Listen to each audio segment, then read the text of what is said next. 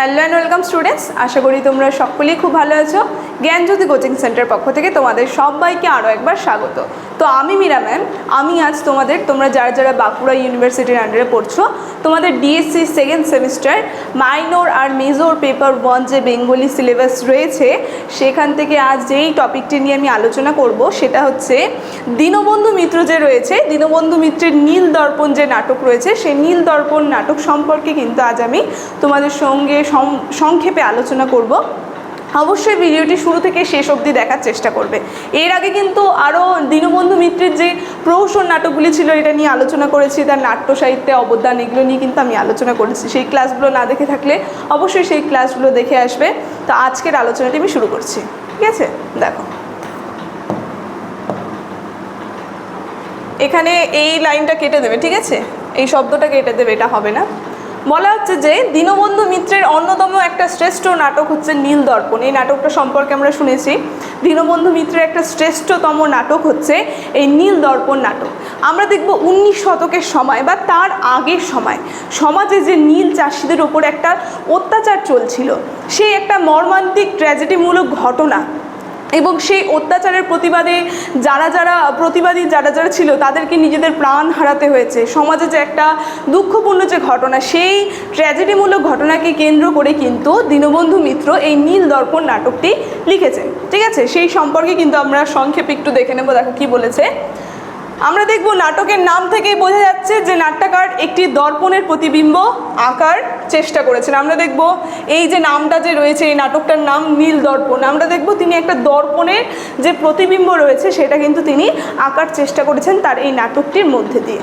কি বলছে দেখো, সে প্রতিবিম্ব হলো নীল চাষের অত্যাচারের চিত্র তুলে ধরা। আমরা দেখব যেই প্রতিবিম্ব তিনি তুলে ধরতে চেয়েছেন সেটা হচ্ছে নীল চাষিদের উপরে যে অত্যাচার, সেই অত্যাচারকে কিন্তু তিনি তুলে ধরেছেন। একটুক্ষণ আগে আমি যেটা বললাম তোমাদের সঙ্গে সংক্ষেপে আমি যেটা বললাম, তাকে বলছে যে নীল চাষের ইতিহাসকে পরিস্ফুটিত করা, ঠিক আছে? কি বলছে, 19 শতকে এবং তার আগে নীলকরগণ বাঙালিদের নীল চাষ করতে বাধ্য করলেন এবং প্রতিবাদী মানুষ কি প্রাণ হারালো। আমরা দেখব যে বাঙালি নীল চাষি যারা ছিল তাদের ওপরে নীল চাষ করার জন্য যে একটা বাধ্য করা হচ্ছিল, ঠিক আছে? এবং তার প্রতিবাদী যারা ছিল, যে মানুষরা, তাদের নিজেদের প্রাণ হারাতে হয়েছে। তারপরে কি বলছে, কত নারী ধর্ষিত হয়েছে। এই মর্মান্তিক এবং ট্র্যাজেডিকে সামনে রেখে কিন্তু দীনবন্ধু মিত্র এই নীল দর্পণ নাটকটি যে রয়েছে, এই নাটকটি কিন্তু তিনি লিখেছেন। কি বলছে যে সমালোচক সুশীল কুমার দে তাই লিখেছেন তার সম্পর্কে। কি বলছে দেখো, তিনি বলছে যে সামাজিক উত্তেজনা এবং এই উদ্দেশ্য এই নাটকটিকে পীড়িত করিয়াছিল, তাহার বিস্তৃত উল্লেখ নিষ্প্রয়োজন, কারণ তাহা ছিল ইহার উপকরণ ও উপলক্ষ মাত্র।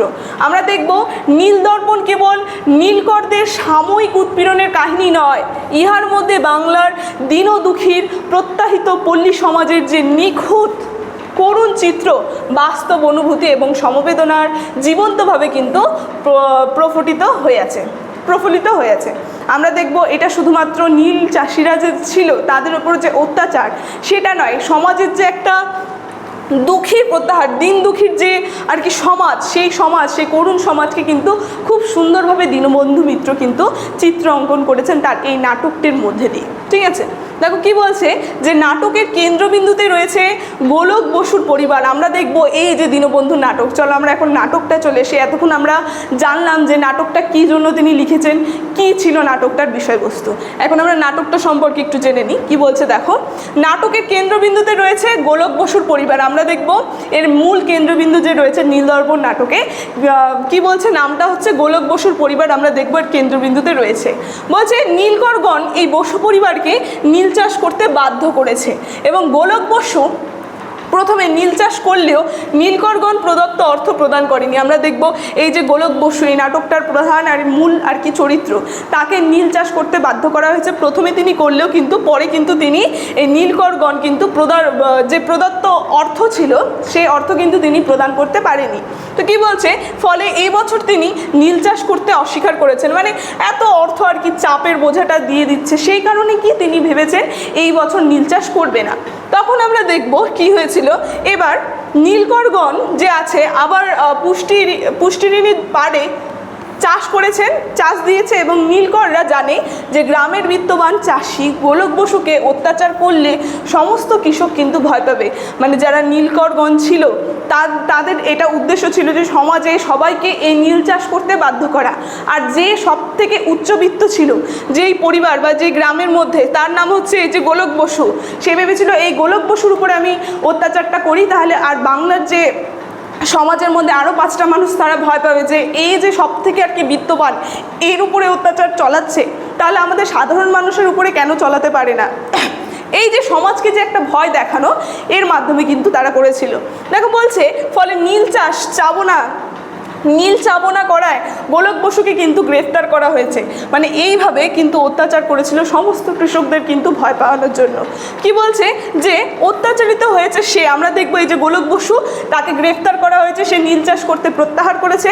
তারপরে কি বলেছে, তার উপরে কিন্তু বিভিন্ন ধরনের অত্যাচার করা হয়েছে। এই নাটকটির মধ্যে আর কি লেখক যেটা ফুটিয়ে তুলেছে, কি বলছে যে শেষে মৃত্যুবরণও করতে বাধ্য হয়েছে। আমরা দেখব এই যে গোলক বসু যে রয়েছে এই নাটকের একটা চরিত্র, নীলদর্পণ নাটকের যে প্রধান চরিত্র, তাকে কিন্তু শেষে মৃত্যুবরণও করতে হয়েছে এই নীল চাষে প্রতিবাদী করায়।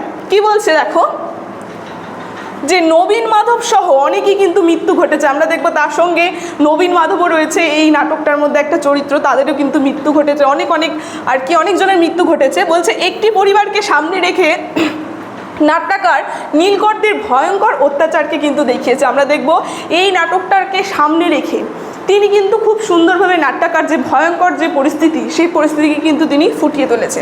বলছে এমনকি ক্ষেত্রমণিকে ধর্ষিত হতে হয়েছে এবং প্রতিবাদের সেই প্রতিবাদ যে নেই তা নয়, কিন্তু নীলকরদের প্রবল অত্যাচারের সামনে তা সামান্য। আমরা দেখব নীলকরদের উপরে যে অত্যাচার হচ্ছিল, তারা প্রতিবাদ করেছিল, সেই অত্যাচার কিন্তু তাদের কাছে, সেই প্রতিবাদ কিন্তু তাদের কাছে সামান্য ছিল তাদের সেই অত্যাচারের ওপরে। ঠিক আছে,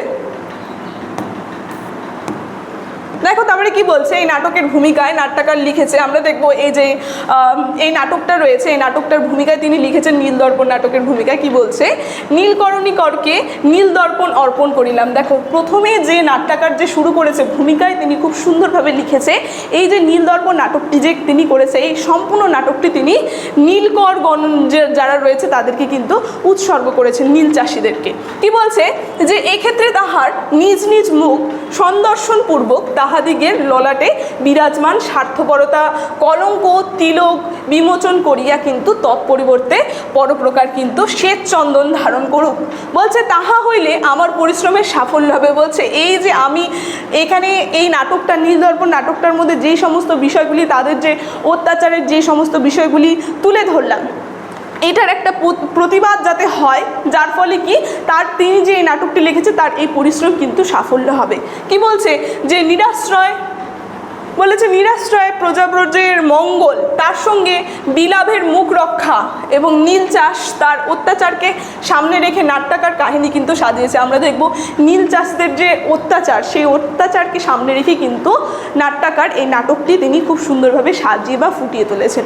কি বলছে যে বাঙালি কৃষকরা কিভাবে অত্যাচারিত হয়েছিল নীলকরদের দ্বারা, তা নাট্যকার দেখিয়েছেন। আমরা দেখব এই যে নীল দর্পণ যে নাটকটা রয়েছে, এই নাটকটার মধ্যে যে নীল চাষিদের কিভাবে অত্যাচার সহ্য করতে হয়েছিল সেই সময় বাংলার সেই সমাজে, ঠিক আছে, সেটা কিন্তু তিনি খুব সুন্দরভাবে এখানে ফুটিয়ে তুলেছেন। কি বলছে যে সে অত্যাচার থেকে নারীরাও রক্ষা পায়নি। আমরা দেখবো অনেক নারীকে ধর্ষিত হতে হয়েছে এই নীল চাষিদের নীল চাষে প্রতিবাদ করায়। ঠিক আছে, তাই বলছে এই নাটকের কেন্দ্রবিন্দুতে আছে নীল চাষ এবং নীল চাষের অত্যাচার, বঙ্গীয় প্রজাগণের দুর্দশার চিত্র কিন্তু ফুটিয়ে তুলেছে নাট্যকার। আমরা দেখবো এই সমস্ত বিষয় কিন্তু তিনি তার নাটকটির মধ্যে ফুটিয়ে তুলেছে। কি বলছে, আর সে চিত্র অঙ্কন করতে লেখক দর্পণ চিহ্নিত নাম দিয়েছে। আমরা দেখবো সেই চিত্রটাকে অঙ্কন করার জন্য কিন্তু তিনি নীল দর্পণ নামটা কিন্তু লিখেছেন। কি বলছে, ফলে নীল দর্পণ নাটকের নাম কিন্তু সার্থক এবং শিল্প সমন। ঠিক আছে, তো আজকে এই যে দীনবন্ধু মিত্রের নীল দর্পণ নাটক সম্পর্কে আলোচনা আমার এতটুকুনি ছিল। আলোচনাটা আমি এখানেই শেষ করছি। তবে শেষ করার আগে তোমাদের সঙ্গে একটা গুরুত্বপূর্ণ ইনফরমেশন আমি জানিয়ে দিয়ে যাই। তোকে স্ক্রিনে তোমরা দুটো নাম্বার দেখতে পাচ্ছ, এই নাম্বার দুটি হচ্ছে আমাদের Gyanjyoti coaching centre official helpline number. এখানে তোমাদের সমস্ত সাবজেক্টের নোটস দেওয়া হয়, তার সঙ্গে প্রত্যেকটা সাবজেক্টে কিন্তু অনলাইনে ক্লাস করানো হয়। তো তোমরা যদি আমাদের সঙ্গে যুক্ত হতে চাইছো তাহলে দেরি না করে স্ক্রিনে দেওয়া নাম্বার দুটির মধ্যে যে কোনো একটি নাম্বারের সঙ্গে যোগাযোগ করে আমাদের সঙ্গে যুক্ত হয়ে যাবে। ভিডিওটি শুরু থেকে শেষ অবধি দেখার জন্য থ্যাংক ইউ।